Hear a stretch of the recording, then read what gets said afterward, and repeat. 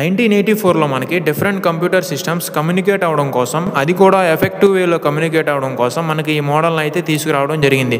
Welcome back to 30 days of cyber shorts day 5. ఈ వీడియోలో మనం ఓఎస్ఐ మోడల్ గురించి అయితే తెలుసుకుందాం. వీడియోని లైక్ చేసి లాస్ట్ వరకు అయితే చూడండి. ఓఎస్ఐ అంటే open system inter connection.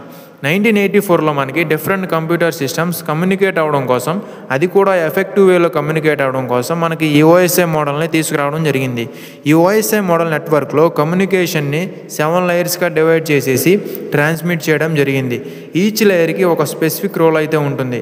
And మీరు ఈ 7 లేయర్స్ గురించి డీటెయిల్గా తెలుసుకోవాలనుకుంటే ఈ షార్ట్ వీడియో డిస్క్రిప్షన్లో మెన్షన్ చేశాను, ఒకసారి వెళ్ళి చెక్ చేయండి గైస్. బట్ ప్రజెంట్ మనకి ఈ ఓఎస్ఐ మోడల్ అయితే యూజ్ చేయట్లేదు గైస్.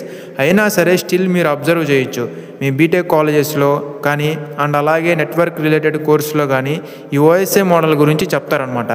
ఎందుకు చెప్తారంటే ఈ ఓఎస్ఐ మోడల్లో ఉన్న 7 లేయర్స్ గురించి డీటెయిల్గా తెలుసుకుంటే మనకి నెట్వర్కింగ్ కాన్సెప్ట్స్ అనేవి ఈజీగా అర్థమవుతాయి అన్నమాట.